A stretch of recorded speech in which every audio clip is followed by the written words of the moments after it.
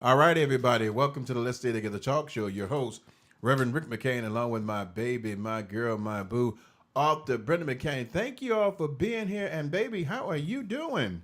I'm doing pretty good. This is what our last Tuesday of the great month of March, Right, Women's Women's Month, Month.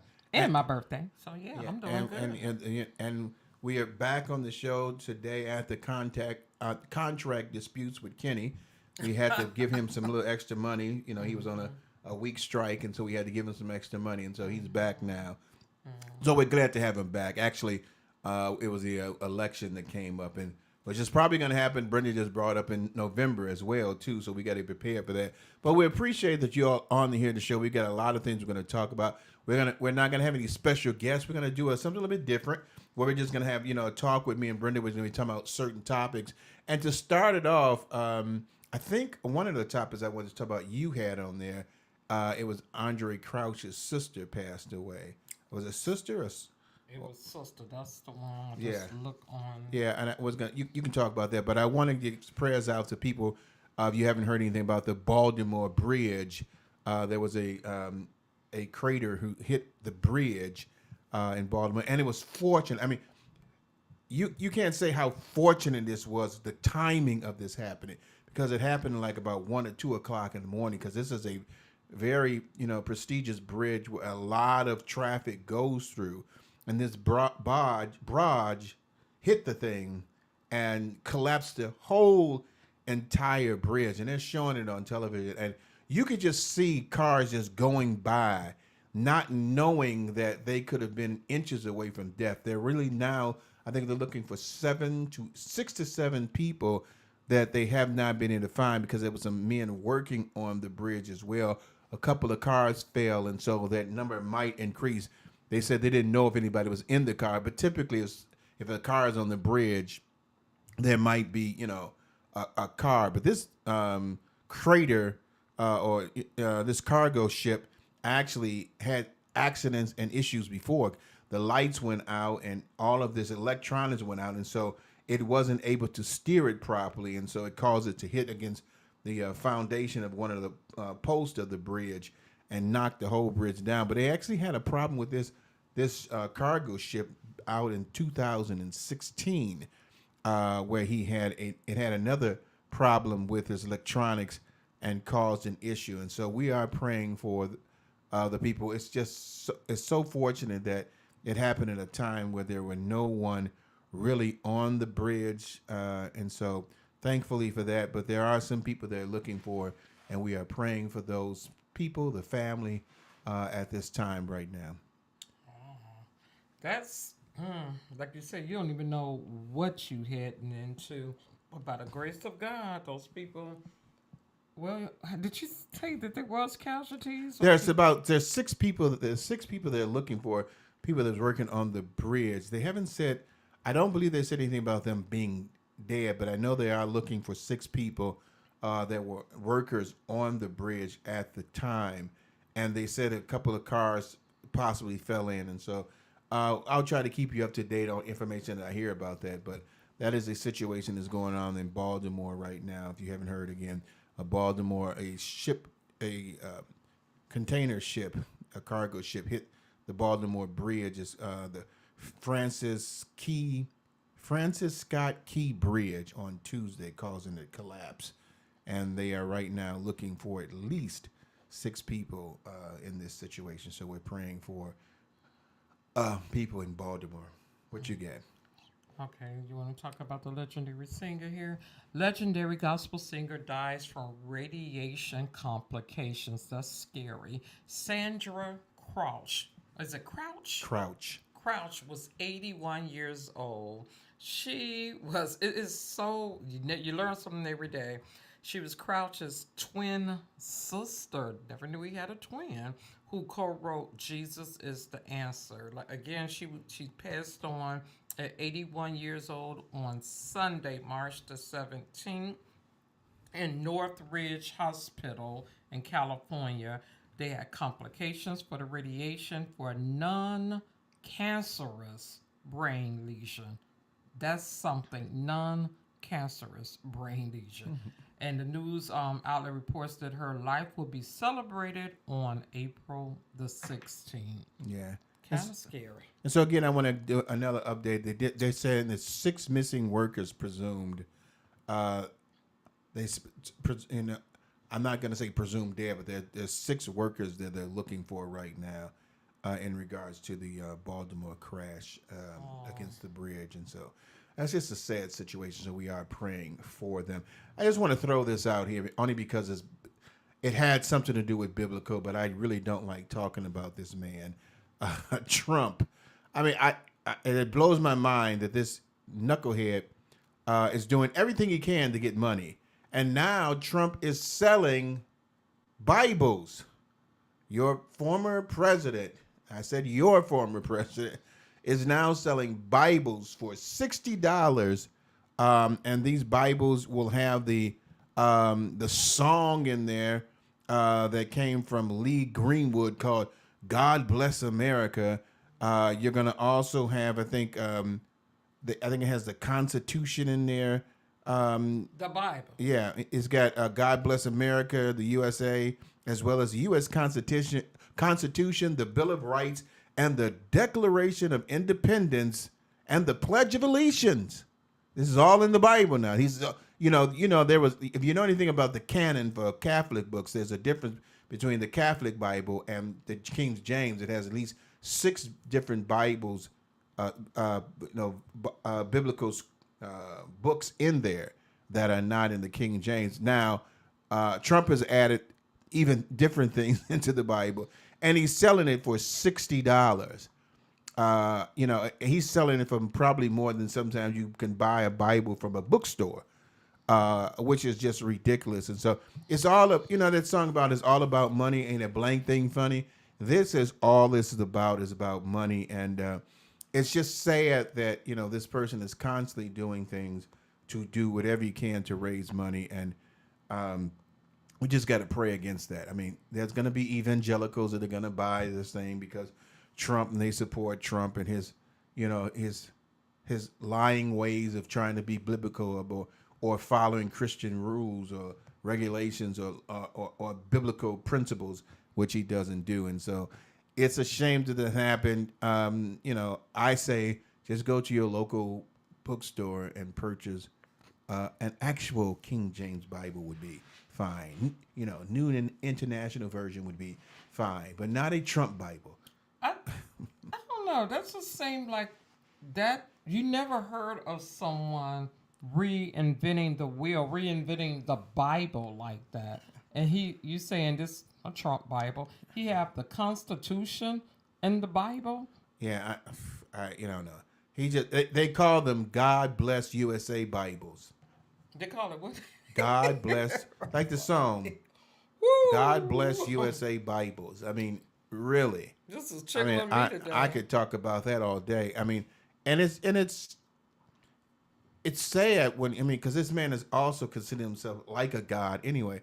It's sad when people, don't see, as we used to say in the old days, a wolf in sheep clothing. That's it. That they don't see, this man, what he's doing, and it is a shame to see that. But I mean, I just wanted to mention that real quick. And another thing I want to mention is that we are doing music today. Smitty Hold said on. Antichrist. Okay. And we are doing biblical. We're doing music today from Jonathan McReynolds, and I brought this music up because Jonathan McReynolds will be in the Chicagoland area April the 4th with One Hallelujah at the Auditorium Theater. He's there for one day only, Thursday, April the 4th at the Auditorium Theater in Chicago on a Thursday, and it's at 6:30. If you want to get your tickets, you got to go to ticketscenter.com. Tickets-center.com. He will be in the Chicagoland area. That's going to be like next Tuesday? Next Thursday? Not this, April 4th. So it's not this Thursday, but the next Thursday, April 4th. He will be in the Chicago with One Hallelujah, and I think he's going to have some couple of people with him, singing with him as well. So definitely check it out. He is able You'll hear it, or maybe you won't hear it. You know, he's got a lot of good songs out there. I just can't think of them right now for some reason because I'm trying to get, I'm trying to segue into something else here. But hey, let's talk about what we're going to talk about let's talk about what we're going to talk about. Let's talk about Christian Real for today. Our topic for today is kill it before it kills you. Yeah, we talked a little bit about this yesterday. We did the Kill, Steal, and Destroy from the John 10 and 10. So we missed last week because he was out for elections. Just pretty much lazy because I didn't want to have to relearn how to do this system without the assistance of Kenny. He's been so valuable to us. It's just I don't want to go back that way. It's almost like in a dark path. No, don't go back. So I don't want to go back that way. But what we're talking about, we're just going to do a general talk because we're kind of changing things up. As I'm always, trying to make sure I change the show up to make it exciting and interesting, is that we're going to have like a talking point. And the kill it before it kills you is basically talking about things that you have in your life, people that you have in your life that you need to spiritually kill, not physically kill, spiritually kill before it or that issue or that situation kills you. Many people, Brenda, I know if somebody got a comment, just got to wait. No, it's me. Okay. I'm glad you clarified that because this will be Dateline on Friday. Kill it before it kills you. So, Okay. I mean, I'm right up there, so you can just look at me right there. I didn't want to. Okay. I mean, I know you like looking at me, but. Go. But so when we have situations like that in our lives, we sometimes allow people, places, or things to supersede our very essence of caring about ourselves. And it's not selfishness, but you can allow someone or something to control your very spiritual aspect of your life. And it doesn't even register to you that thing is, as I think Roberta Flack sung, killing me softly, that is killing you softly, that is destroying the very essence or the spiritual being of who you are, to the point so much so that you regress into a spirit of depression or the spirit of loneliness, because it has not only killed, but it's not only has it stolen from you, we was talking about before, but it has killed who you are. An example, it could be a loss of a loved one, and it's painful when you do lose a loved one, babe. But the grief that is there can kill you, can spiritually kill you to the point that you don't even have a mustard seed of faith to believe that God can do exceedingly and abundantly more than you can ask or think. I totally agree. But again, that title is Kill It Before It Kills You. Great title for that, because things that's demonic in you, you need to kill off that spirit, like alcoholism, drugs, sexual addiction, even shopping. People are addicted to shopping, and that could kill you spiritually and financially.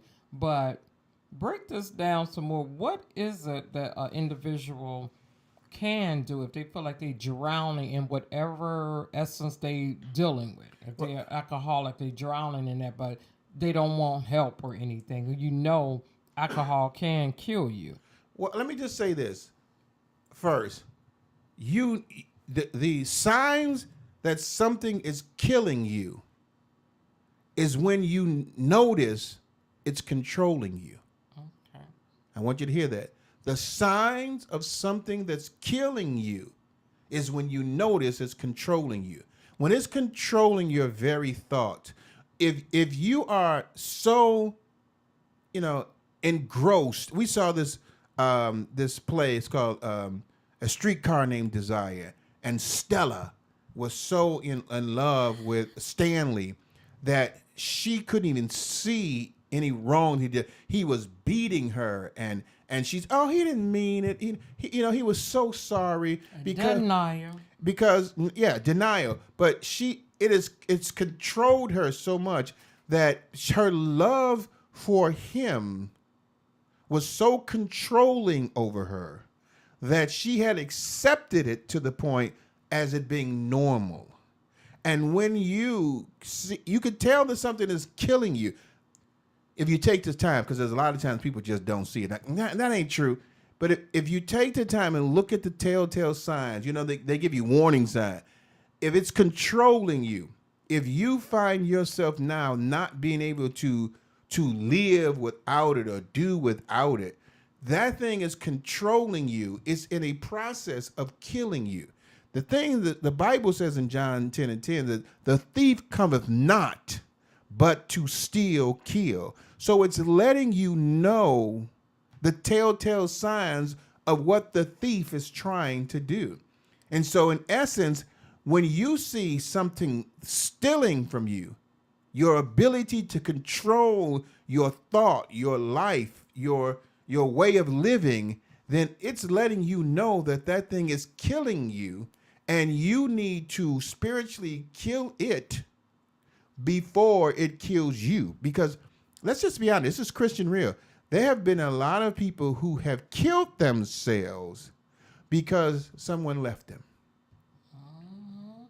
And another thing that, especially women, if you're out there listening, one of the telltale signs of something that's killing you is when you're in a relationship and you're making excuses after excuses for the person that you believed it with all your heart. You really love them, but you're giving them passes off a pass that they didn't mean it, or when he come back, he's better. Or with a man, if you're in an abusive relationship, she is do better. Neither one of them out there still stepping out of the relationship, or the money that's supposed to be coming in the house is going out of the house faster. It's so many excuses. When you find yourself in that scenario, it's time to wake up, because it is killing you softly. And we don't need any more Stellas out there, because I think even with that, in that movie, what made her really wake up is the fact that he raped the sister.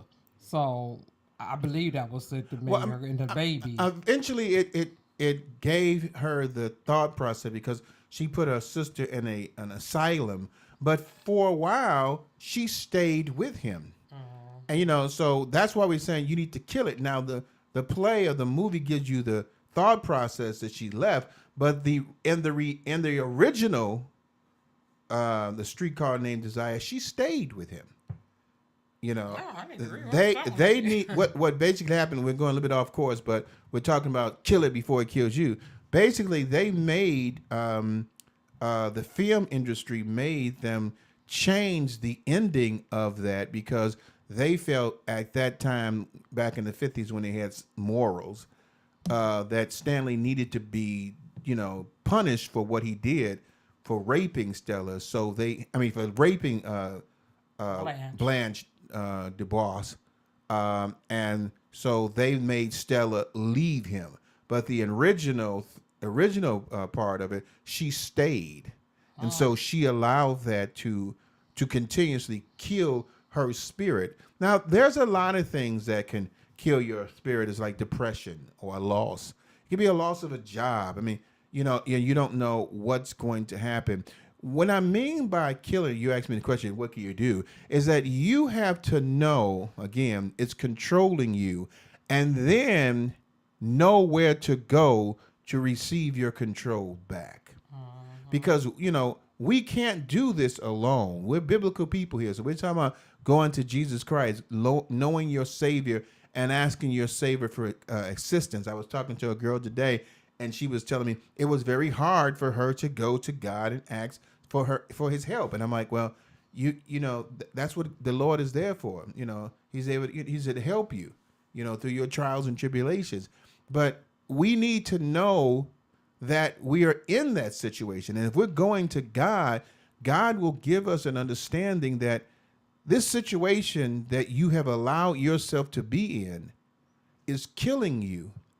And if you come to me, I will help you get out of that situation that is controlling your life. and that you might have control over it instead of it having control over you. Because like I said before, there's been many things where people have killed themselves. We have kids that are killing themselves because they're being bullied. And they didn't know how to kill it before it killed them. We have men killing themselves or killing others because they have a demonic thought of killing people or hurting people. We have people out there shooting and killing people because there's something controlling them to make them feel like what they're doing is the only thing they can do to survive, to succeed. This is what the world left me, so I got to get mines. I mean, we have those small demonic things that are happening in our world today, where situations and people's lives, they're allowing it to dictate them, and they're not looking at it as a control or disease or dysfunction or disorder. They're looking at it as, this is the path that I've been led in, and I'm going to take it. We have people killing each other with drugs. And they are allowing it to kill someone instead of it killing them. And so there's so many things that we as an individual need to look at for ourselves, because I don't want Brenda to have control over my life, and I don't want to have control over Brenda's life. I don't want my relationship to control me. I don't want my job to control me. If I don't have a job, I believe that God will supply all of my needs according to his riches and glories in Christ Jesus. If I don't have a wife, I think God will supply all my needs according to what his riches and glory. I believe that God will do all these things. But I first have to, as they say in the 12-step programs and Alcohol Anonymous, you got to first see that you have a problem. If you want to kill it, you have to know it's there. The thief cometh. The Bible's already giving you a warning of what the thief, and sometimes we look at it as Satan. We're not looking at it as a person, place, or thing, because it could be a thing. It could be a place that causes we go somewhere. You go into the dope house, that's a place that's killing you. A thing can just be depression or something that you're strung out on, because the thing is dope. The place is the dope house. It could just be anything. It could be, like Brenda said, your shopping, your desire. It could be what's killing you is your desire to stay beautiful. Your what's killing you right now could be you're aging and you don't want to get older. And it's not gracefully. I mean, you don't think it's gracefully. And you want to stay young, like that song says, forever young. You want to stay young. You think that you need to be young. You're supposed to be the head of the household, and you can't take care of your family. That's a good point you made, the aging.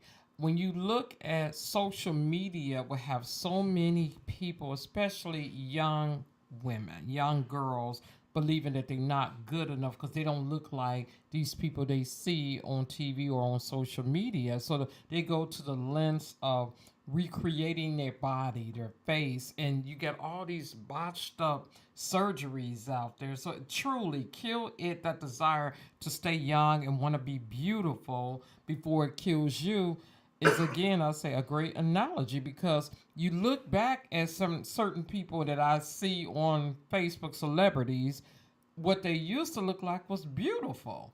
And then when they did all of these botch-notch surgeries, it's like you're paying all of this money to get something done from people who you don't even know if they're accredited to do it. Like on the news now, kill it before it kills you. They have the cement doctor going to trial, which was a man who trans to a woman who wasn't even certified or licensed to be a doctor, but people fled to where he was at, or she now, to inject the cement into their buttocks. And then one lady didn't die from it. People are sick from it. So it's like, Wow, it have to be a censor or something to stop all of this. It's like you went too far. Yeah, I mean, and it could be so many different things that can happen that you need to kill spiritually. It could be a friend or a person that you think is a friend, but it's always tearing you down, always putting you down. It could be a relationship, it could be a spouse. Now, when we talk about a spouse, you don't want to just spiritually kill that because you've made a commitment to be in a marriage. But you need to kill the condemnation that is being placed on you. If you're always putting your wife down, or you're a wife and your husband is always putting you down, you need to kill that spirit, you know, that he has. I mean, do some counseling, talk to him. I mean, and there are situations where, and I'm gonna say this is a preacher, some people may not like this, that you may have to leave for a season in that relationship if that thing is controlling you so much. That I've talked to so many different women during my counseling period that man's meanness, hatred, attitude, control just wore them down to a point that they just didn't feel free. And that is a spirit of control that is killing you. And you need to kill it before it kills you.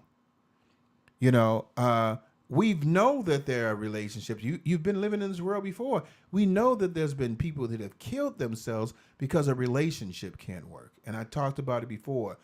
We got to be worried about our kids and what they're watching on television, what's on the internet that could kill them. And we need to kill those things, or spiritually kill those things from being a part of their lives. Back in my day, we didn't have to worry about the internet, but now a person can reach your child around the world. And I know that Florida's got this new law, and people are arguing about it because they get this new law in Florida where DeSantis and signed a thing where the children under age, I think under 13, can't have a social media site anymore. I like to look that up on there, but it's for protection, so we can worry about our children, because we would go home and the only thing when we left our son Anthony here, the only thing he could do was pretty much watch television. He didn't have any media stuff like that he can get on because we didn't allow it. You wouldn't get on no internet. It was blocked. Because you was concerned about that. But we have to be concerned about what is killing us. That's why the Bible's, we're saying kill it before you kill you. Having an understanding about what's going on in your household and your family, in relationships. You don't want, you need to do some investigating. If you're in a relationship and you meet this cute man, okay, why he's single? Or you see you see this beautiful woman and she's like, and I'm single. You're like, okay, you're beautiful and all. And I'm on the up and up. Now, if you ain't on the up and up, then you don't need to investigate anything. But I'm looking like, okay, why Brenda single? She too cute to be single. What's going on? Is it something she may have done? Yeah, you need to investigate that, like she did me. But we got to investigate that information. And so what we're basically saying, and we're going to close with this, is that kill it means spiritually. What is controlling you to a point where it's changing who you are? Whatever that is, people, place, or thing, whatever that is, you need to know, as the Bible says in John 10:10, the thief cometh but to steal, kill, and next week we're going to talk about destroy. You need to know what happens in your life or a family member's life, a friend's life, that is killing them to the point that it's changing the spiritual perspective of their lives. And you need to find a way for yourself or for them to help it spiritually be killed before it kills you or before it kills them. Okay. So Like that. we're gonna go on, and today we don't have any guests, and so we're gonna be talking about some things that are happening in the news today. I want you to come back because we're gonna be talking about Puff Daddy and what's going on with him out there, and we got to two things about some preachers that are saying some things that are kind of a little strange, and we want to know what you think about it as well. So hey, today we're gonna be doing Jonathan McReynolds, and I wanted to say real quick before we go into the music that Jonathan McReynolds is here in the Chicagoland for only one day, which is April the 4th. But he will be going to Detroit, Michigan, Columbus, Ohio, Nashville, Tennessee, New Orleans, Louisiana, Sugarland, Texas, Irving, Texas, Phoenix, Arizona, Inglewood, California, and San Francisco, California. This is all the dates he had. He's doing one day at different places, and so so for those of you all who are looking for him to come to Detroit, Michigan, he'll be out there on April the 5th, and we're telling this information because we have people listening to this station worldwide. And on the 6th, he'll be in Columbus, Ohio, Nashville, Tennessee on the 7th, and then he'll be in New Orleans on the 9th. Just check your calendar to see. It looks like he's taking Mondays off, which is good. He's taking some time off, but it's going to be a wonderful thing. Brother's a great singer. They're already telling you that tickets are limited in a lot of these places. Chicago, let me see. Where is he at here? He's in the Auditorium Theater. They still got tickets for that, but if you're in Detroit, Michigan, they're saying right now limited seats available. So you need to check that out real quick, and you can again go to tickets/center.com for the One Hallelujah tickets for Jonathan McReynolds. Speaking of Jonathan McReynolds, we're going to have the music played for him today. I want you to listen to that. For those of you on Facebook and YouTube, stay with us. We got a couple of stories we're going to share with you, and we'll be right back. All right. So, babe, what stories you got for us on the radios? I mean, on the Facebook, YouTube side. I hope you ain't grabbing the minister things. Yeah, okay. Well, we want to say shout out to and congratulations to Tyler Abercrombie. She's an actress here in Chicagoland. She just scored big, as they say. She plays in The Chi as well as on stage here throughout Chicago.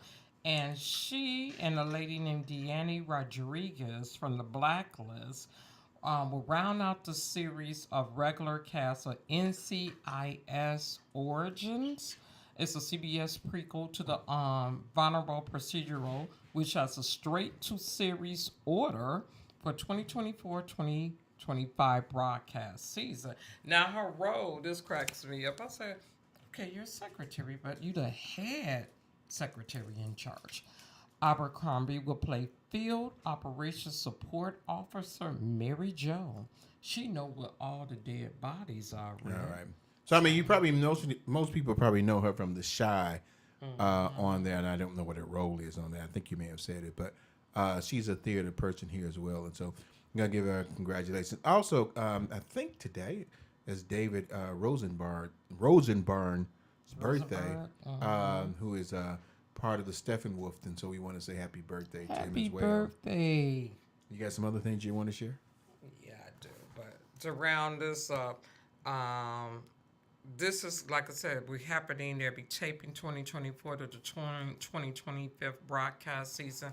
Congratulations to you again if you're an NCIS person, which I know you said you are. How many? I mean, it's at a 2 series, so I mean, they must be like a pilot. They just want to see what it is. I watch all the NCIs, so this must be something new. And so, if it comes on, I'll take a look at it because I do like the NCI series. I didn't know it was that many of them out there. Yeah, they used to have NCI New Orleans, but they got rid of it. Oh. They had NCI Los Angeles, and that's gone. So now they just have, I think, like one. Oh, no wonder they pushing this one. Okay, for all the people who owns Mercedes-Benz, Hyundais, Kia, Chryslers, it's time for you to get to looking at what's going on. Check your car recalls because 612,000 vehicles are being recalled, and Chrysler is at the top of it. It seems like everything they have a problem going on, from the airbag malfunctions to everything else. Kia, Genesis, and yeah, Kia Genesis, no, Kia EVC, Hyundai. I don't know if this Ioniq, some new car, but thank God our car's not on there, our truck. But it's a lot of things going on. If you can check and see if one of your cars fall into that, check and see the recall list, and because each place have a different number, and some of the stuff that they're talking about being recalled is kind of scary. Yeah, I mean, you said everything else, which is kind of vague, but you want to, if you have if you have a car from any one of those dealerships, you may want to call there to find out if your car is on the list of being recalled. That's because there's a lot of different cars that are out there from different locations. I think, as you said, Mercedes, Chrysler. I know Hyundai is there, Kia is there. Was Jeep there? I don't know. No, these are the lists that I just Okay. said. What's the list again? Mercedes Benz, Hyundai, Kia, Chrysler. Okay, so if you have any one of those cars, I don't know if did they say a date in between that or a year. If you have any of those cars, just contact them about that. And we're about to get ready to get back on the air in a second, so you can get rid of those and have the other stories ready. Okay. Stay with us. We'll be right back to the SOAR Radio. Stellar Award winner for Best Internet Station of the Year. All right, everybody. Welcome back, SOAR Radio listeners, to Let Us Stay Together Talk Show. Your host, Reverend Rick McCain, along with my baby, my girl, my boo, my boo. Thank you all who are on Facebook and YouTube with us. Let somebody know that we're out here listening to the show. Also, make sure you listen tomorrow at the JD Morning Show that comes on each Wednesday between the hours of 6 and 8 a.m. You have Justin Kennedy again talking about some great things. And if you're thinking about doing your own radio show, yay! You can call SOAR at soarradio.com. That's SOAR, or you can email them at SOAR at soarradio.com. And let them know that you're interested in doing your own radio show. We have a Christian station here. If you haven't heard, it's SOAR Awards. So contact them about that at soarradio.com to do your own radio show. It can be for your church. It can be something that you want, your own special podcast you want to talk about. But you'll definitely have a wide range of people that you can contact and be on your show and have a great time. So again, you think about having your own radio show. Yes. Your own radio show. It's at SOAR at soarradio.com. Hey, we don't have any guests today. I'm going to kind of change a little bit, and have me and Brenda do a little bit more talking on here. So we're going to talk about some of the stories that we saw that were out there today. And one of the compelling stories, I don't know which one that Brenda's going to start with, but we've got like 3 different stories we're going to talk about. So what's the one you're going to talk about first? Man posed as a pastor in a small black churches had at least 10, not 9, not 8, but 10 wives, including one in Virginia. Now, the thing that gets me, they're dubbing him as the serial bigamy. Orlando Coleman he married his first wife in 2001. He's 50 years old. He traveled around the country posing as a pastor and picking up wives as he go from Kentucky, Nebraska, North Carolina, Pennsylvania, Texas, and other states. And the thing that gets me with this, don't by law you gotta check and see if someone's married, babe? It all depends on what is his name. Did he use the same name? I'm not quite sure if he used the same name. And you know what? I think sometimes people, I don't know if they even check anymore like they used to. But this man, I think he must have thought it was Old Testament days. I guess. Where he could just, have as many wives and concubines as he want. You would think that the government would be able to check to find out that you have this, but bigamy has been around for a while, and there are some places I think, and I don't want to be wrong, that actually maybe Utah or something like that, that's kind of like allows people to have more than one wives. Wow. And I don't want to say about Mormons because I don't want to get in trouble with all the Mormon people getting mad at me and stuff like that. But I think there's maybe a place that may have that. Check on that and let me know. The thing about it is that you shouldn't be looking for the government to make sure that you're doing what's right. You're a preacher. Was he a preacher pastor? He's a fake preacher. He ain't even a real preacher. Okay, well, I mean, he's faking it. There's a lot of people that are actually preachers that are faking it too. Yeah. But you don't want. I don't like when of course it's going to happen in any situation when people are going to lie to use the name of the Lord as their way, and then you find you're going into bigotry, and you got all these wives over there, and it says in July 2023, Coleman pled guilty to bigamy, which is a felony in Texas, and was sentenced to 3 years probation and a chance to have his record clear. Now, this man in Wait a minute. That's in Texas, you said? Yeah. Because there's other things saying you sentenced to 3 years in prison. So are we talking about this man here? Mm-hmm. Okay, so are they talking? gold, too. So I'm trying to figure out. Yeah. I'm just looking at what it says here. In July, Coleman. His name is Coleman, right? Orlando Coleman. Right. So he got this happened before. He had this happen to him in Texas too. I mean, he going state to state like a good old boy.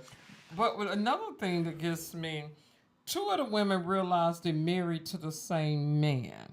Now, out of the 10, 2 of them, they brought these charges forth and everything. Some of the other wives, no, he's still a good husband. How the heck is this man still a good husband when you paying for everything for him? He ain't doing nothing but faking like he going to different churches traveling, but you're not allowed to travel with him when he go to these other so-called churches. Yeah, I mean, I just want to, in a sarcastic way, that they must have been thinking that call those things that be not as though they were. I mean, you could understand them being kind of fooled by the fact that he's saying he's a pastor going around teaching and preaching at different churches. You would want to say, why can't I go? But you got to understand this, and let's just be honest, Christian Real 24/7, this man is choosing people that he knows that he can do this with. And he knows that they're going to allow him and believe in him to do that. I mean, you've seen people fake being a preacher on television and movies, and they do a good job. So faking the faith, I call it instead of faking the funk, faking the faith has been something that's been done, in biblical days. There was people faking that they was, casting out devils, and one of the demons came to them and says, Paul I know, Silas I know, but who are you? He's like, you faking it, and so then they got attacked for faking the faith. And now, so go ahead. This is the other thing that gets me with Mr. Coleman. You meet these women, it's no courtship. A couple of women said, we only dated a month, but he seemed like he was such a good man. He seemed like he was a Christian man. The pickings are slim out here. So yes, I jumped on that. You see, you should have waited. You should have dated. First of all, you should have prayed on it. Just because he got a white collar on doesn't mean that he's a saved pastor. But the thing that get me, ladies, are we that desperate? Are we that thirsty that the first thing coming into town, you date him, you probably seen him doing some phony preaching somewhere. I want to fix some dinner. He got you. Like, okay, she gonna fix me dinner, and while I'm here, let me see, scout out what she got. Because all of them, they said all the women supported him. Right, they did. They're saying that he he married them, was with them for financial gain. I mean, hey, he's just a black Trump. He's doing things for financial gain. And I see the women, they have some kind of responsibility, but this guy was really just, playing the game, until he could get away. Until he with can it. get away with it, and it just got caught. And one woman was like, "No, you ain't doing this to me," which he could have. He could. I mean, he did this in what? He was in Delaware, Iowa, Kentucky, Nebraska, North Carolina, Pennsylvania, Texas, and 2 other states. So what is that? 1, 2, 3, 4, 5, 6, 7, 9. What he had about 41 more states that he can go to and get some wives. He went to nine states and had 10 wives. So he had one was in the same. 2 of them were in the same state. He put bigamous on a whole new level in this new world. Like you said, back then with the kings, I get it, and the concubines and all of that. But 2024, I was like, what is wrong with these women? I'm sorry, we know he's full of it. But when you know the man has got other wives and you still accept that, I don't know. I mean, and it's like, hey, women, I don't know if I want to, jump on women for something like that. But we all fall from skin. You got black widows out there that are doing the same thing. And men are notorious. You have some men notorious out there that are, living with these women. And I mean, they said he made a mistake because he married 2 wives, and within a span of 5 months. So he didn't, like, clean it out a little bit, before that, or expand it a little bit. But, people, I don't know if people listen and stuff like that. But I mean, is it more the woman's fault or a man's fault? Do you blame the women for being entrapped? I mean, because, the guy must have been like a really nice guy. He really, at the time he was there, treated them nice. He had to have some money. He was probably taking the money he was getting from somebody else, the other woman, so he was giving them a perception that he was doing, living a nice life, to the point where a couple of them were saying, no, he's still a good man. I mean, so okay, so again, I'm saying with that is that I'm not blaming the women before they got entrapped. I'm just saying, if you know the man is married and you still want to be with him, there lies a problem within you. And you got the proof and the evidence that you're not the only wife, not the woman on the side, the only wife, and you still want to be with him. And just think, because women, we always think, oh, I could change him, I could nurture him, I could be the best 5th wife there is, that he don't need no other wife. No, it doesn't work that way. So, I mean, I don't blame them until they know he's married. Because like you said, he could have swooned them off of the other wife's money, talked a big game. They was like, okay, this is truly a real man of God. He a man, but that's not God-like. So I think we just said, kill it before it kills you. I'm looking at the stuff on here, and then, like, they said, it did say some of them left him and some of them didn't. Some of them filed for divorce. But it basically said here that when Coleman left the women, some of them filed for divorce. So it doesn't necessarily mean that they left him. He left them, and it was probably because he realized one or two things. They was getting close to figuring something out, or they were running out of some money, and he needed to find something else to take care of his livelihood. No. Why haven't we seen this on Dateline? Because like Dateline is always about somebody being killed. So I'm surprised he's still alive. Oh, come on! Don't say that. Don't say this. That is the views of Brenda McCain, and not necessarily the Let's Stay Together talk show or SOAR Radio. That go-to must have won them over. Well, I mean, he might have been a smooth talker or something like that. But again, I think that I understand what you're saying. That once the women found out about it, they should have done something about it. And you can get so caught up in a relationship with someone you I think it's sometimes you low self esteem maybe that you're now it's bad enough that a woman finds out that you're dating me and you're married. Okay. That's just you're dating me and you're married. That's bad enough. But to find out I'm married to you and you're married, that's worse. 10 wives? You find out that the man that you're with, ladies, 10. I want you to hear this. The man that you're with has 10 wives. I think females would get mad if they found out the man later on was married 10 times. You know what? Another thing women are getting a little upset with, women who believe that they are the first wife and find out when their spouse is deceased or whatever that, oh baby, you ain't the first wife, you about the third or the fourth wife, and you didn't notice. This conversation never came up. So It's just crazy. It's like concealed and carry it to the grave with him. It's like nobody need to know I have other wives out here. Okay. Yeah, so ladies, I don't know. You got people out here faking being pastors, got married 10 times. And I think this guy would have, he probably would have continued on, but he's been sentenced for 3 years. What? Forgive me. He looked like one of the DeBarges to me. Oh. Like an older version of Yeah. him that I could Who's get away holding down now? Who's holding your man now?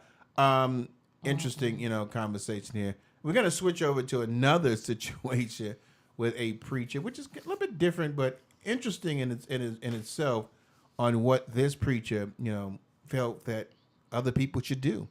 Now, this religious leader in Boston demanded white churches give millions in reparations to black residents for owning slaves and want the city to pay $15 billion. He believes as though some of these churches that was in Boston was part of the historical role of the slave trade. And he is fed up and he want other churches, white and black, to get on board to help, fund this money back into Black Boston, as he called it, to help. And for some reason, I'm just not seeing that that's going to happen. But, that's just me. So what's your thoughts about all of this? I understand reparations that we should have. And the government has never fulfilled his obligation, his promise to give African Americans at that time the reparations of 40 acres and a mule, which would be like millions today. Then again, the white society here, when they took the land from the Indians, never gave them reparations. That's not, I don't think we're ever going to get reparations. What I would like to have is equal representation, to be able to do certain things. He's demanding $15 million, $15 billion, dollars. And he feels that white churches should do this. And let me just say this to you. That's a big stretch. Can I just get white churches to be okay with black people being in their church? Thank you. Can I get white people just to be okay with going to a black church and listening to a black pastor? I had a situation here where we lived at, and they had a Reformed church that they wanted to kick the man out. The church asked for them to send him to another Reformed church because he was black. And so you still have churches. We had another situation around here where the churches left because blacks was moving in the community. So, packed up and left. We ain't even got there yet where, white churches want you to come there. They move into their areas and they want that church to represent them. Not Christ, because you come to this church and it's like, okay, we don't want all these black people coming to this church because that means they're moving in the neighborhood and blah blah. I don't mind getting reparations and a part of $15 billion. I'm gonna tell you something right now. $15 billion would not be enough. You may want to put that like 500 billion. Okay, let me tell you this. The reason he is so sure that this is going to happen with his $15 billion demand, I'm going to read this to you. We call sincerely and with a heart filled with faith and Christian love for our white churches to join us and not be silent around this issue of racism and slavery and commit to reparations. We point to them in Christian love, Rick, to publicly atone for the sins of slavery. And we ask them to publicly commit to a process of reparations. That was very well thought of, or how he said that. But on a serious note, I just don't even see $100 going to this. Yeah, I mean, it's a good thing. It almost seems like that it's more about trying to get recognition for him and the church. Let's go back to the time when Martin Luther King was marching for equal rights. There were a lot of white churches that didn't want to be a part of that. There was a lot of white churches that didn't feel that blacks should have equal rights. There was a lot of white churches that didn't feel that blacks should not be in slavery, and didn't want them to have a church. There were a lot of white churches that if blacks were in the church, they had to sit upstairs. They couldn't even sit on the same floor. Or in the same pew. You can't sit in the same pew, but same floor as whites. And so, I mean, and we still have those kind of issues, not, same floors, but we still have, church on Sunday is still the most segregated day and time in the world. And so, this sounds great, and there may be some white churches that agree with him and believe this should be done. It doesn't mean that they're going to join in it and start all of a sudden taking the church, the money that parishioners pay to that church, to give to them. Catholic Church probably makes more money than any denomination here in the world. They ain't finna get that money, boy. I'm sorry. Not to no black church. They ain't giving it to no church. Shoot, they don't even want to give it away when they doing wrong. And they're being persecuted for men doing wrong things. But that's a totally different subject. But Catholic Church ain't finna get no money away. So I understand what he's saying, but we still. The Equal Rights Amendment was in 1965. We still are not treated equal. It's like hitting racism. We still ain't. It ain't even here. Been that way. Well, Donald Trump brought it up to the forefront in the Pandora box, but it's not happened. So I do like what the pastor's saying about that, but I mean, I don't want to say baby steps, but let's take some steps first. Because $15 billion is a lot. Even though I believe you, what you're saying, we all deserve that. And in Boston, if that could be some way that could happen, it would be wonderful. But you demanding a lot off the cups, and it's like, unless you got some great churches, this is a story to follow up with and keep up with. Because if you got $1 billion, that's a step right there. But that's a lot of money that you asking from some different type of people to give you. So they're saying now the value of 40 acres and a mule today and the matter of debate by some estimate to be at $6 trillion. I want you to hear that. The guy was talking about we need to do reparations. $6 trillion. The value of 40 acres and a mule today would be estimated to be $6 trillion. It's based on the assumption that the land would be worth the same as it was in 1865. So they're saying it would be worth $6 trillion if the land was still at the same value. They didn't say increased value. The same value it was in 1865. And you think churches, like I said, and I was wrong too. I said you may want to put it 5 billion. They're estimating that it was, and this was in 2019 when they did this. Oh, wow. $6 trillion. Oh. So yeah, Pastor, I don't think you're gonna get that. No, I don't think so. I really don't think you're gonna get that. So Say it, but I don't think so. yeah. Good try. Good try. You know, at first when you don't succeed, try again. Go a little bit higher. Go for the $6 trillion. Cause you ain't gonna get it. Yeah, and then maybe hey, maybe you get something, but it ain't gonna happen. It ain't coming from none of these churches.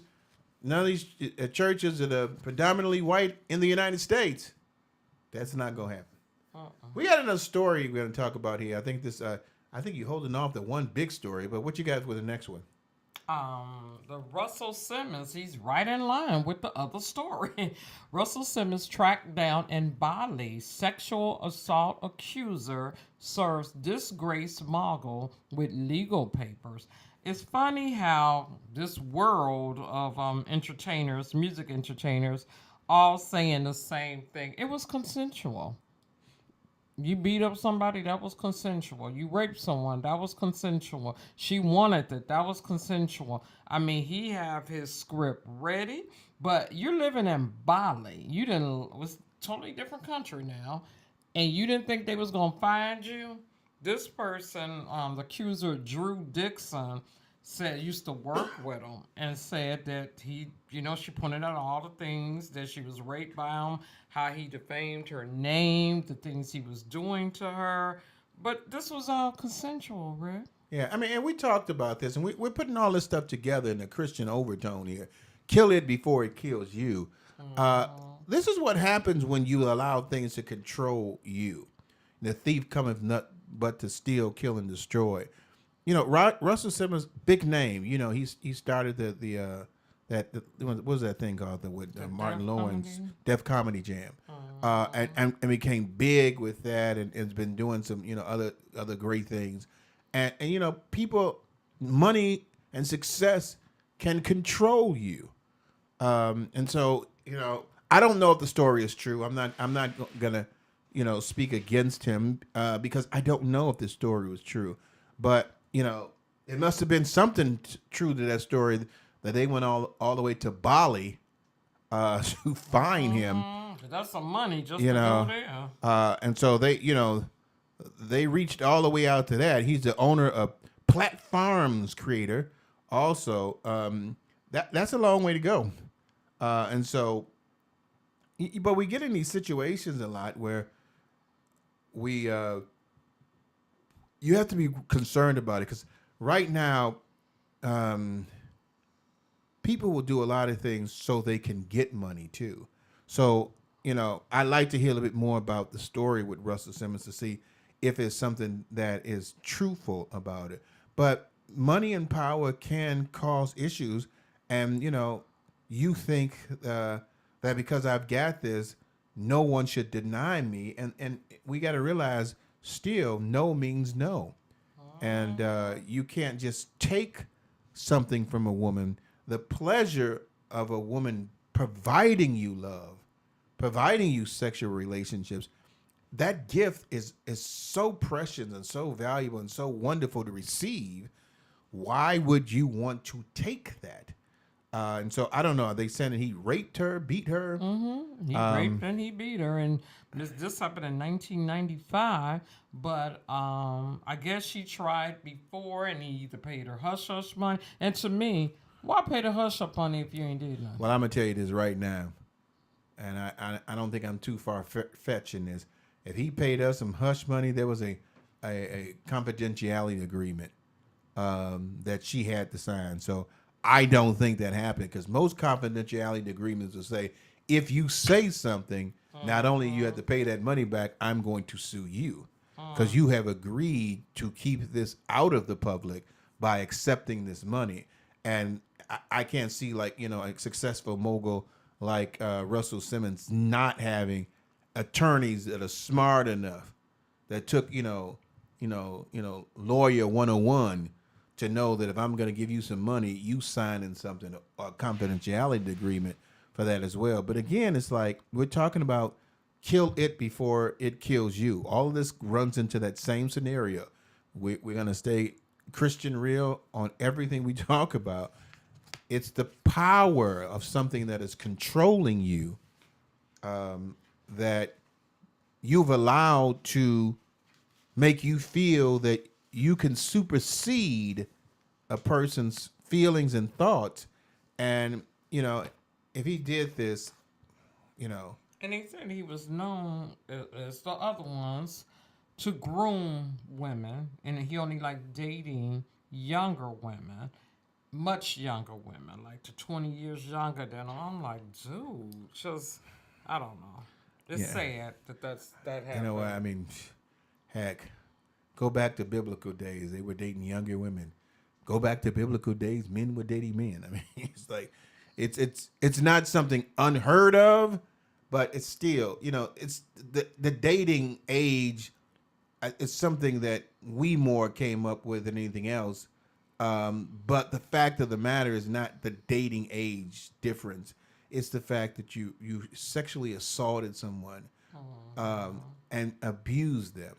That's the thing about it. I mean, you could frown on the age, but it's unacceptable when you're raping and you're beating someone. That's just unacceptable, and it kills you. Now, this is something he said. If you slept with as many people as I slept with, thousands, and we're talking about 6 people, he also said on the In-Depth with Graham Ambassador podcast. So, I mean, you can sleep with 1,000 women, huh? Mm. Okay. Hey. And it ain't fell off yet. I don't know. Okay. Oh, Lord, you didn't just say that. Forgive us, Soar Radio listeners. And it ain't fell off. Really? I don't know. I don't know. Huh? Bank account. And it used okay, whatever. Try to clean it up now. But I don't know. I mean, hey, maybe he has. I mean, Russell Simmons, he might, be sleeping with somebody, it's a different person every day. I don't know. But the fact of the matter is, him sitting there saying, if you slept with as many people as I have, and 6 people, like, that this is not a batting average. You're not trying to do, the number of completions in football or your, hey, if I didn't gambled and I didn't won millions of dollars and you complain about me losing 600,000. I mean, it's almost like he's saying that those 6 don't count. It's just 6 people. Eventually, now talk to me when it get over 100. Right, eventually, I'm gonna do something wrong, and it's just 6 people that's coming out. But they're 6 human beings, and it's not the number of people; it's what you've done. You've raped them. Mm-hmm. You raped these women. So let's not diminish that, Russell Simmons. I mean, now I'm going to get on you for that because it says, this is quoted from what you said. If I've slept with many women, thousands, and only and you're talking about 6. That's almost like what you call it tomorrow. You talking about practice?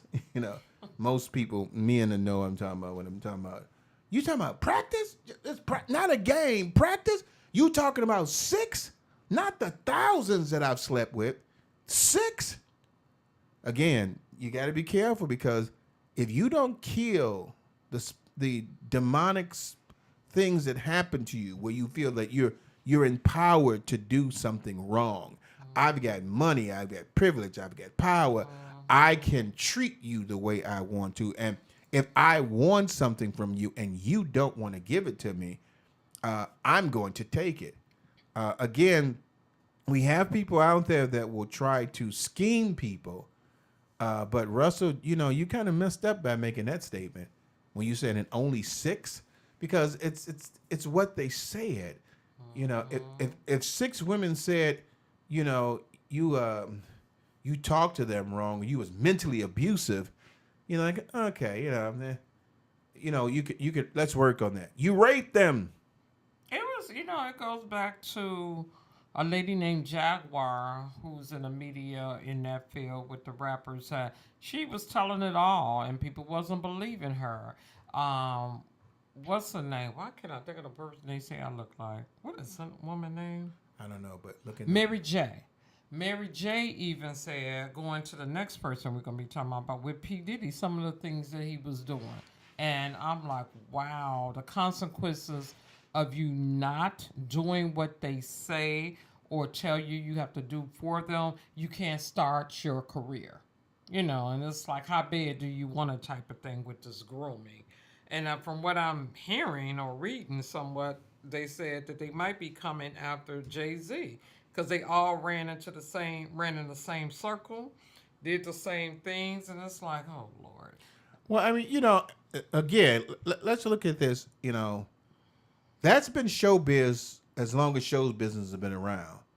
And one of the reasons why equal rights for women was granted, because women, for a lot of things, in order to receive that, they had to pay to play. Movies, music, acting on stage, jobs. When jobs first came up, the women was just secretaries. And if they wanted to move up, like, well, how much do you want? And even the secretaries at that time were being molested because if you want to keep this job, you know how many women out there looking for jobs right now because we finally giving you jobs, you got to pay to play. And so I mean that's historically been, the terrible sins of man, just men. Using their power to receive sexual pleasures. But this... Got a wife at home. One wife at home. Yeah. One wife at home. Not 10, but 1. But, that's been something that's happened before. But again, we're talking about kill it before it killed you. It's taking over. You're using that power over someone to get what you want. And it's just sad. But transcending or moving to the next story, it's the bad thing about it that every one of these stories are talking about what men have done. The other preacher wasn't that bad for reparations, but you got a man that had 10 wives. Now you got Russell Simmons, who had 6 women. Who did all 6 of them say that he raped them, or they with Diddy? No, with Russell Simmons, yeah. I didn't see that he has 6 women that he raped. They focused on that one person, and another one came for. Now Biggie, whatever his name, Diddy. P. Diddy. He has 6 or more women that came forth now after him. And it's like, this is ridiculous. Yeah, and just recently they broke into his house, or they did a summons and came into his house. Raided his house. And he had they were trying to see if where he was at, because he wasn't there at the house. And I got to put on my glasses because I want to read to you what the lawyers had said. It says this is a statement from Mr. Combs, P. Diddy. Sean Diddy Combs. It says, Mr. Combs, neither any of his family members have been arrested, nor has their ability to travel been restricted in any way. There has not been no findings of criminal or civil liability with any of these allegations. Mr. Combs is innocent and will continue to fight every single day to clear his name.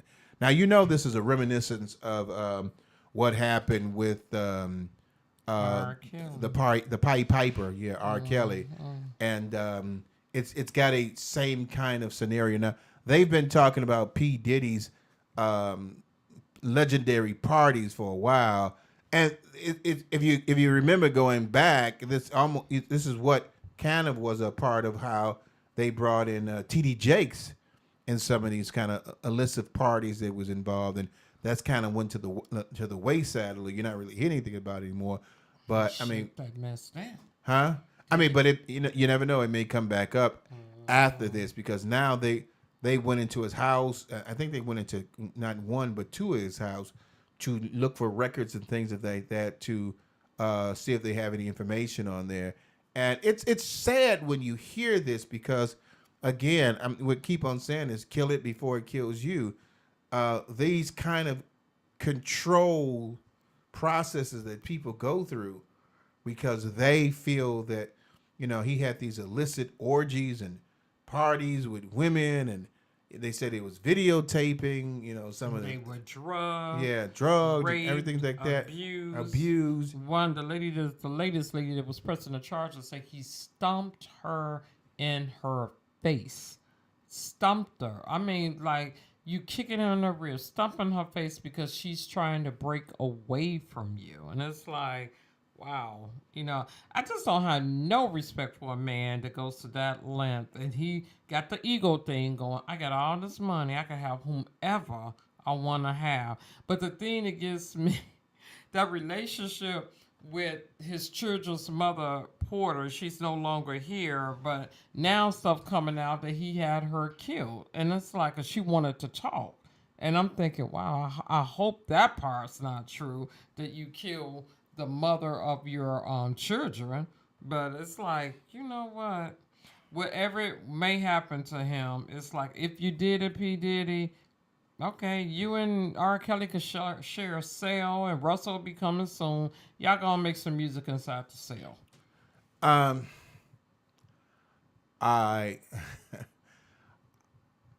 I get it.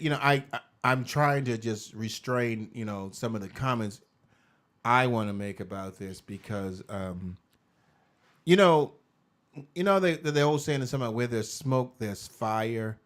I mean, there has been situations, especially back in the days when African Americans didn't really have any rights, where there was kind of accusations about what people were doing that was not true, but they're just trying to shame or destroy the name or even the movement, of things. You had things said about King and things of that nature, and people have their faults and their frailties, but what we're talking about, what he has done, is sadistic,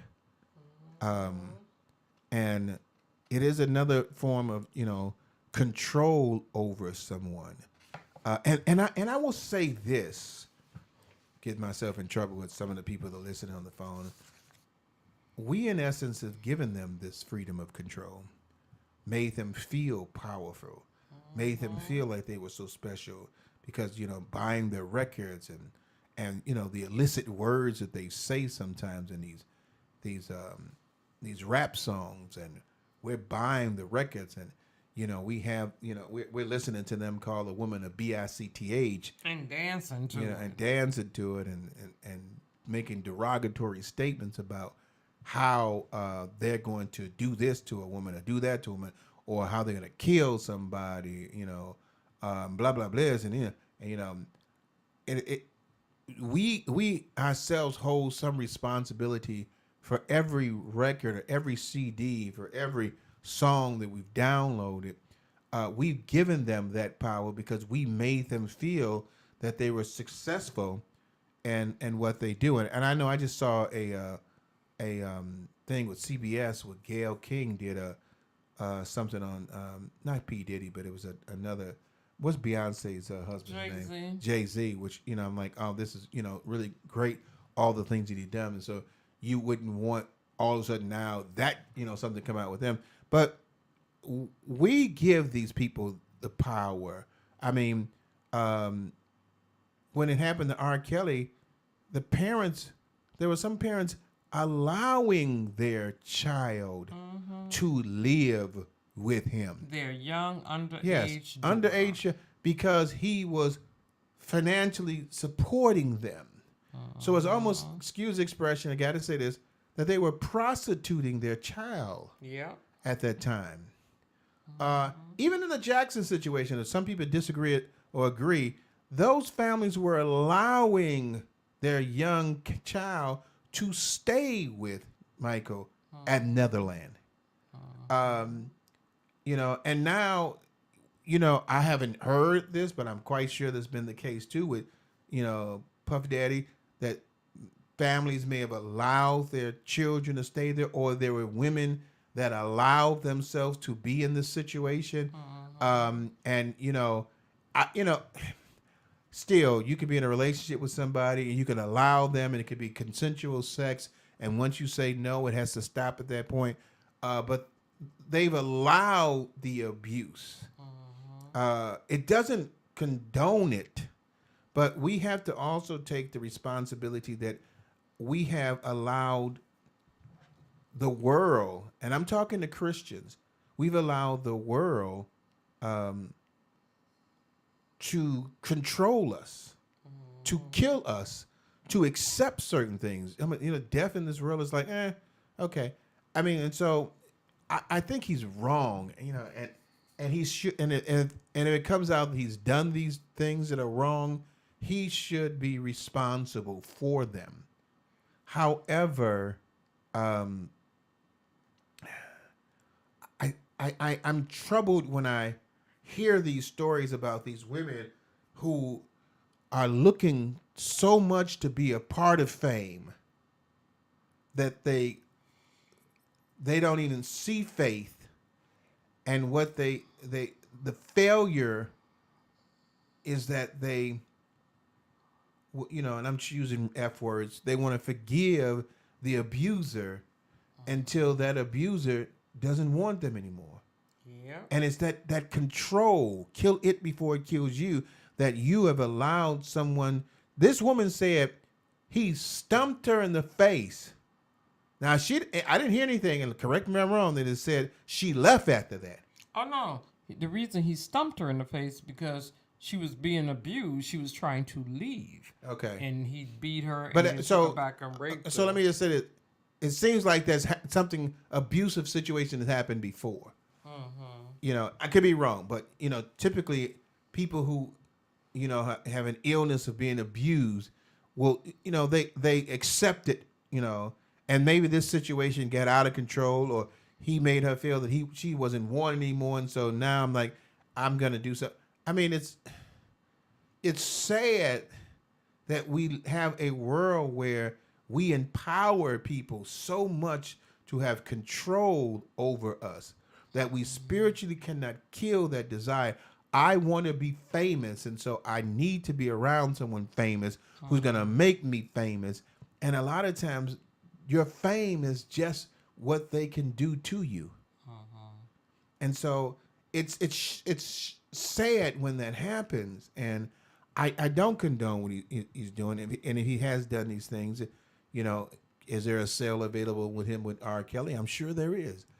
But I think we need to get back to the point where we need to start killing all of these things that we know that is wrong in this world, and go back to some kind of a spiritual morals where this is not acceptable. I mean, he couldn't have all these women there if they didn't want to be there at first. It's not like P. Diddy could come over to you now and say, hey, I want you to come to these parties and I want you to be, you're going, no, I ain't going to no party like that. I don't want to be, no. Now, if this person was 16, oh, he probably won't do that. Yeah, to but me. I'm saying, you know, I don't want to say 16 is, you know, a Rhodes Scholar, but you got some sense. I mean, you know right from wrong. You know, you've been taught that throughout school, you know, what's right and what's wrong, you know, this doesn't equal that, you know, you saw those little 4 pegs and they say which ones don't fit. That's them teaching you what's right or wrong. I understand a 16-year-old being, you know, starstruck, but we're not talking about just 16-year-old people. We're talking about grown women, and we've got we can't give these people this kind of control. And we have to start speaking against it. And I think that sometimes the church is not doing enough to speak against these things because it's like, it has nothing to do with the church. Yes, it does. We're supposed to go out on the highways and the byways and preach Christ. And that sometimes is going to come into conflict with the things of the world. Majority of the times it will. It's because of us being so stand backish. We can have a church a church where a huge stadium in Houston could have 60,000 people in there, but yet the majority of them still are prejudiced and hate somebody because of the color of their skin. I mean, this is something we need to work on, and I'm conflicted because I'm angry that any man would abuse a woman like that, because biblically the Bible, the God tells us that you're supposed to love your wife, love that woman as God loved the church, unconditionally. I want to get in depth with some of the things that he was doing. They used to call them, Cassandra Ventura is the first person that filed a lawsuit against Combs. She said he used to have FO parties, which are freak-offs parties, which included ecstasy, cocaine, GHB, ketamine, marijuana, and alcohol. Now, he, like I said, groomed his women, wanted to be around certain people because he's P. Diddy, and they dated briefly, and then she sort of got tired of what's going on because his main person was Kim Porter, the mother of his children at the time. Now, when she wanted to break it off, she started dating another rapper, and this rapper, Kid Cudi, whatever his name is, she started dating him, and I guess P. Diddy assumed once you with me, you ain't gonna be with nobody, whether I'm with you or not. You can't have your own life. So he threatened her. So she went back to him and broke it off with him. Then she realized this is not right. Enough is enough. So he told her, you leave me, I'm gonna blow up his car. And he did just that. Because she tried to leave her and he beat her savagely. Beat her, kicked her in her back, beat her going out the door. Mind you, I don't know if the guy still wanted to be with her. He just said, no, this is too much. It's sad that you got that much control over someone, that you're doing stuff. And so she opened the doors and was the first one. That's all it takes, lady. One strong, brave one, and then the other ones will follow. After that, 5 more women came forward. And what got me, Rick, theirs was back to back to back. November the 23rd, 2 people filed. December the 6th, February the 26th. It's like, my God, the drug use, the abuse, the sexual harassment. It's like, all of you people think because you got a little money, or a lot of money, that you're God. You're playing God with these people. And there are many rich people that believe that, but hear what you just said.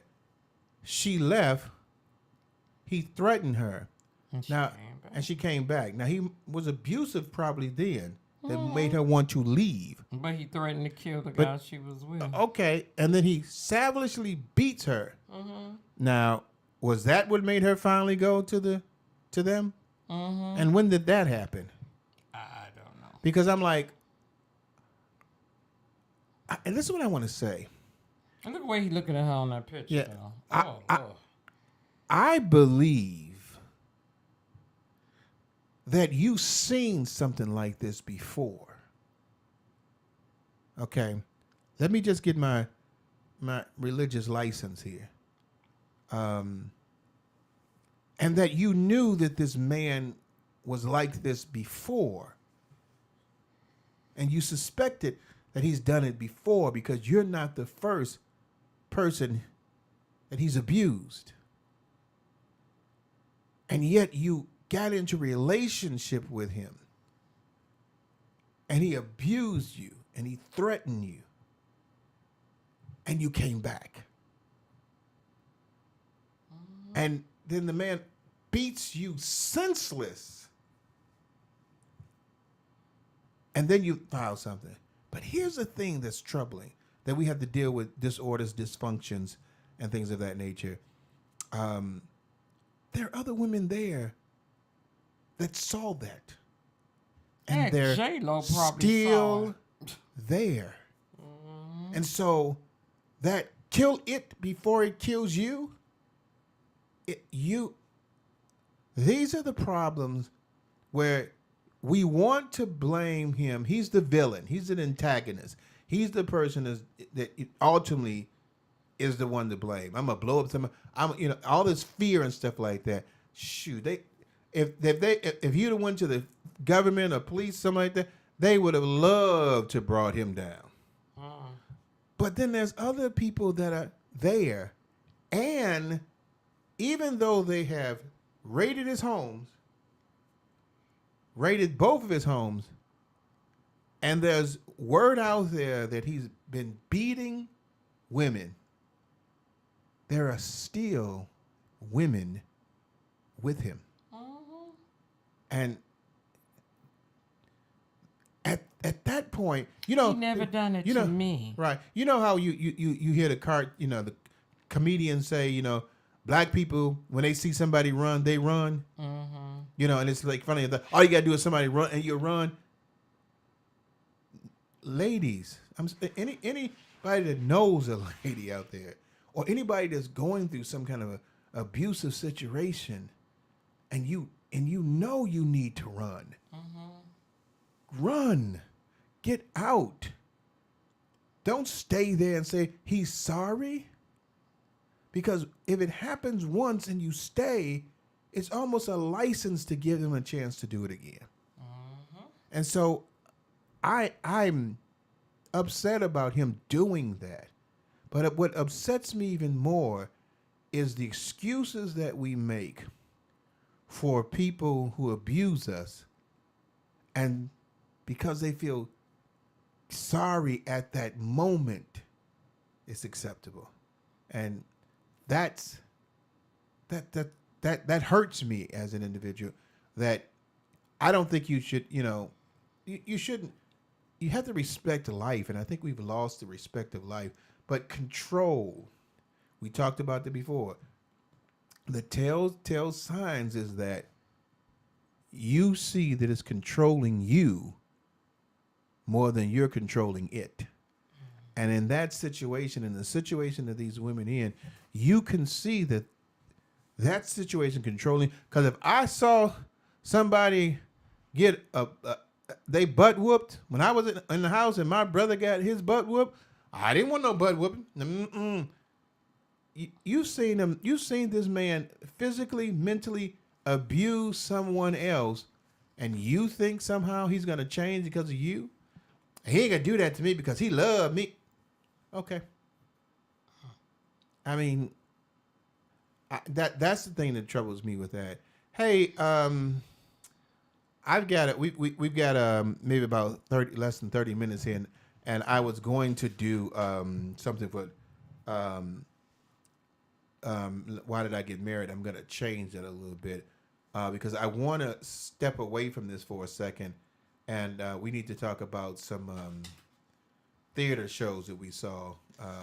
For those of you all, yeah, and we've got the letter. I can always push that back to apologize for the person, but I want to talk about the theaters. We did have something else we was going to talk about. I don't know if we'll get to it, but I think the topic was women proposing to men. If we still have a few minutes for that, we may talk about it. But let's do the.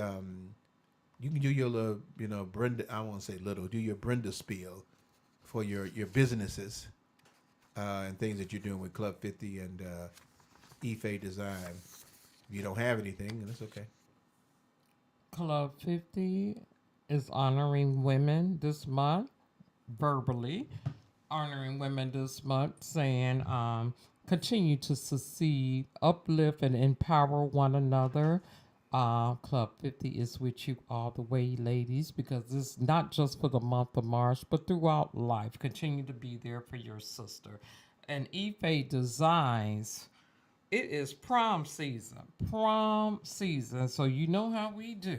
It is time for you to get those pictures to me, the content, the color scheme for the big banners, the invitation for the prom send off, everything. But along with prom season, we still got birthdays. We still have weddings coming up. Ife Designs want to give your event the wow factor. So you could contact me through Ife Designs at gmail.com. If you have my number, call or text. Social media on Facebook, go to Messenger and send me a note. Tell me what you want, and we can make it happen. Hey, and so give me a second here because I just saw something else that came up that I want to kind of bring up because when it rains and pours. So that now they're saying about with Diddy that his there was a alleged he said Diddy alleged drug mule arrested at Miami airport. The 25-year-old man was arrested on coke and weed-related charges. I said on the same day that Diddy home was raided by authorities, a man accused of being the Bad Boy Records founder drug mule, was arrested in Miami. As reports in a Rolling Stone on Tuesday, his name is Brandon Paul, 25, was arrested at Miami airport on coke and weed-related charges. Paul was mentioned in the much-discussed lawsuit from Rodney Little Rod Jones Sr., who allegations was previously called pure fiction by Diddy's lawyer. And then they're saying a new man accused of being his mule was arrested. Police were working alongside Homeland Security agents where the arrest was made. Now you got Homeland Security in this. This thing is getting kind of big, yeah. You don't get Homeland Security into something like that on no petty drug charge, a nickel bag or something like that. He's a drug mule, they're saying, which means he's been carrying those drugs in, and it's being associated with P. Diddy. I mean, you start getting something like that, this brother could be in jail for the rest of his life. You got all these charges and this too, and just more things that just coming out in the woodworks. This could be a serious thing for Mr. Combs, P. Diddy, in the situation he's going through. And I'm looking at the picture, and surprisingly enough, they put it on there because I think a lot of times when it's a white person, they don't put the things on there. And I've got 30 years evidence of that. But this young man is white, and they probably thought, well, hey, he can get away with it. They won't stop him, but they did stop him. And I can guarantee you one thing for sure: he ain't gonna go to jail on his own. So there's gonna be a lot more about this P. Diddy situation. What else you got, fam? Let's go back and transition back into the plays. Okay, for the plays, we're gonna go backwards forward. Copley Theater, 4-star play, A Streetcar Named Desire by Tennessee Williams, will be playing until April the 21st. Now, we know the story. Everybody heard of Marlon Brando starred in it. It's been out since the 50s. But to see this production on this intimate stage, it was mesmerizing, Rick. Even though we seen the movie the day before we seen the play, yeah, it was still mesmerizing. One of the things, for those of you all who have never listened to our show, not only do me and Brenda have a radio show called Let's Stay Together Talk, we also have for the last 10 years been a part of a production that we have here called Let's Play Theatrical Review. You can see our reviews on a website, just Let's Play Theatrical Review .com. And so we go to plays, and we go to different places, and typically if it's a big play like this, from an old thing like Streetcar Named Desire, Brittany likes to see the movie before we go, and it was nice seeing that. And Marlon Brando at the time was relatively unknown, but And the acting was not there yet. and it wasn't there. But Paramount Theater is the actual one in Aurora that is associated with Copley Theater. It's just another theater that they have right across the street. And we went there. Smaller, intimate theater, really nice. They did an exceptional job with a streetcar named Desire. The young lady who played what is her name again? I keep on forgetting. I'm getting old. Stella and Blanche. Blanche Devereaux. Du Bois, right. Where's Devereaux is coming from? Golden Girls. Don't roll your eyes. I'm trying to think, what's that? But I mean, she was amazing as this, kind of schizophrenic woman who was all, her appearance was everything. She lost the house, and her whole existence of who she was, this prim society, Old South, white privilege came to an end, and then she started resorting to living a less, more frivolous life, of the. Can you say Flamingo Bay? Yeah, that. So I mean, the play itself. If you're anywhere close to Aurora, Illinois, Copley Theater is going to be there. I forgot how long it's going to be there. Probably there for a couple of more weeks. To the 21st. 21st, okay. And it's excellent if you're in that location. Very well done. Mm-hmm. The next 4-star play is Remy Bumppo Theater at Theater Wit. The name of this play is Love Song by John Kovenbach. It will be there until the 21st as well. Now, this one was a shocker to me. Yeah. I didn't go in there with any expectations, but I didn't think I will walk out cheering up because the actor was crying at the end. I'm like, I love plays like that when you don't expect much and you get a lot. Yeah, and I can't remember the black guy that played the role, and I'm going to ask you from now on to start writing down those names of those people on there. We see so many plays. It's hard to sometimes remember the play. We saw 3 of them last week in 4 days. We're going to see three in a row, Wednesday, Thursday, Friday, and just writing those things. It's like the only thing you can think about is that play at that time. But this one was Love Song. Mm-hmm. The young man who played the kind of oddball person who also was dealing with some kind of mental disorder.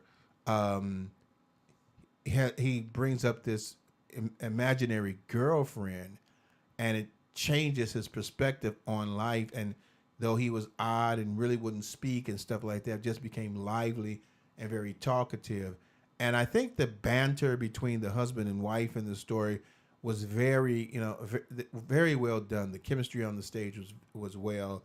They did a good job with that, and combined together with the relationship that the guy had with the imaginary girl, and how he changed. It made you think like you were actually listening to a guy who had some kind of a Down syndrome or mental issues. Even the way he talked, even when he's alive, his way of speaking was kind of like, oh, you can't say that, or wow, he was just like straight open, hey, he was talking about sex, and they're like, whoa, wait a minute. And so I think I was shocked too, because I wasn't expecting that much, and it reminded me of how valuable it is to support smaller theaters, because they do have some great plays. And Remy Bumpy was at the Wick Theater, which is, I think, on the north side of Wilmington or something like that. I can't remember the address, but you have a lot of theater companies that don't have a theater home, so they have their shows at other theater locations. And so this is a situation. Belmont? I might be Belmont. Yeah, Belmont, and I think that this cross street from that is Wilmington or something. But you just look for the Wick Theater, and you'll be able to see that. If you're interested in going to see a play there, that was another one. That one surprised me. I was a little bit surprised of how well I enjoyed A Streetcar Named Desire. Me I was too. pleasantly surprised about what I saw with Love Song. This next one, I wasn't surprised at how good it was, and I was excited that I wasn't wrong.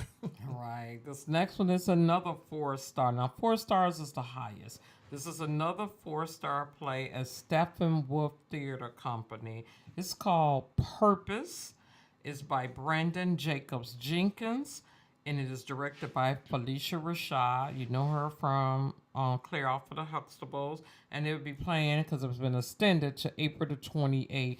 This was a star-studded play, and it brought even the mayor out to this one. But it was an excellent play. Yeah, and so for those of you all who don't know, the mayor, we're talking Mayor about the Chicago. Chicago mayor, because this show does, it's internet, so it goes around everywhere. Harry Lennox was in this. I don't know if you remember, he was in the Blacklist. I think, what was it? The Five Ray. Heartbeats. Ray. I mean, he's an awesome person, really nice. John Michael Hill, who played here in Steppenwolf the Passover, and he was also in a show called Elementary that was on CBS. We've known him for a while. I really love his acting. He did a stellar job with narrating it, and excellent job with that. The whole play from beginning, it's almost 3 hours, and I think something like that. But it's so It's so worth it, and it's getting rave reviews. I mean, I looked at right now, everybody is saying this is a must see. It is very powerful, talking about dysfunctions in families. This prestigious family that lives in the Illinois area, had their secrets, and they, let's just put it this way. It reminds you, and I'm not going to say the name because I still want you to go see the play, but once you go there, if you've lived in Illinois, it's going to remind you of a very prominent preacher just been in the civil rights movement. that been in the civil rights movement and was well known for being next to Martin Luther King when he was assassinated. And it's extremely similar to that story, although it never makes any reference to it. And so, I mentioned that in there. But the play Purpose has a purpose. It is exceptional. It's just one of those African American plays that you are proud to go see. This is in Chicago, Steppenwolf Theater. I'm hoping that one day this will be on Broadway, if even just off Broadway. It should make it to that stop because it's just that good. It's a play that I would want to pay to go back and see, because as theater critics, we don't pay for any shows, and that's why we try to tell some of these African American people who have plays, we're getting $200 tickets, for free because we're critic reviews. I'm not going to pay for $25 for yours because that wouldn't be right. We're trying to give you, recognition, but that's a different story. But excellent play, Purpose, wonderful, wonderful, wonderful.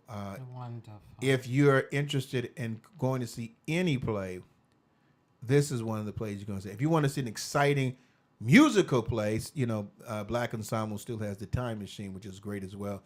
Trying to get people to definitely go see that as well. But the 3 plays that we saw was dynamic. Yeah, I hope the next 3 be dynamic too. Yeah, because I think we're really going do. to see Peter Pan. I never seen Yeah. We're going to see Peter Pan. I think Jersey Boys, which we've seen before, and then also the next one is called The Unfair Advantage, which is going to be somewhere. It's going to be is that a writers' theater? Here now? It's a new theater. Oh yes, a new theater we haven't. But so we got a lot of plays coming up again. Once again, me and Brenda, we have our another outlet that we do. It's called Let's Play Theatrical Review. We have been theater critics for going on 10 years now, and we enjoy it. I mean, it's very therapeutic for me, and Brendan is becoming like a superstar person that everybody likes there, and I'm okay too. But everybody, Brenda, Mama, I'm like, oh what? I have so many theater babies. Yeah, I'm like, they like her for some reason. I don't know. They love me like they love you. They show their love to her they show their appreciation to me. It's like, hey, there are some of them that look at me as a theater father, but they look to her more as a theater, because she likes taking pictures with them, and I'm like, I don't need to be no picture. But let's go on. We've got about 5 minutes left. We didn't get all the songs in. I apologize for that. But we're gonna do this last relationship letter within the last 10 minutes that we have, and then we're gonna be moving on up, Moving on up and moving on out. Okay. This is a good one. Dear LSTT, I've been married to my husband for a little over 2 years. I was at a memorial service with his military buddies for their ex-captain husband. His friends acted as if I didn't exist. My husband included me in all of the conversations. However, the attention was focused on him and his ex-captain. At first, I thought their gestures was random, but then I noticed when his ex came over to thank everyone for their support, the group directed their attention to her and my husband. Upon arriving home after the event, I asked my husband, was there something that I needed to know? He assured me there was nothing going on. 2 weeks after the event, his ex-captain came over to our house, stating that she needed to talk to us. She told my husband that he has a son. My husband acted surprised and assured me that he didn't know. LSTT, my gut feeling is telling me otherwise. Even if he didn't know, why now? LSTT, should I keep my mouth closed and eyes open, or should I demand some answers? Sincerely, something doesn't feel right. Okay, so I'm going to ask you to just paraphrase this for me again, because I was looking at something else, and I apologize. So basically, this man had a baby with another woman. And his present-day wife just discovering that now. But now, all of a sudden, this ex-captain, who he said nothing's going on with, comes to the house and want him to know that he has a son. Now, he might have not known, but she want him to know he have a son. My thing for something doesn't feel right.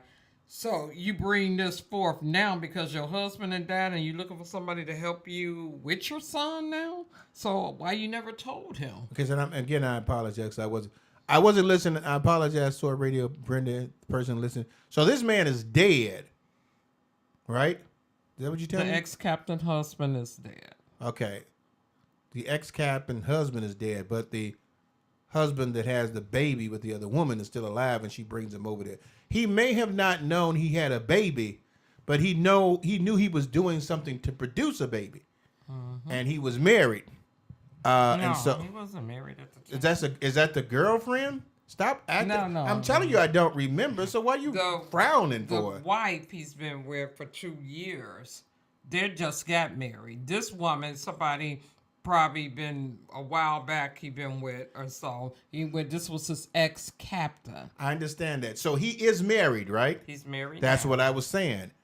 He's married, and now was with the captain fooling around while he was married, right? No. Was he not married at the time?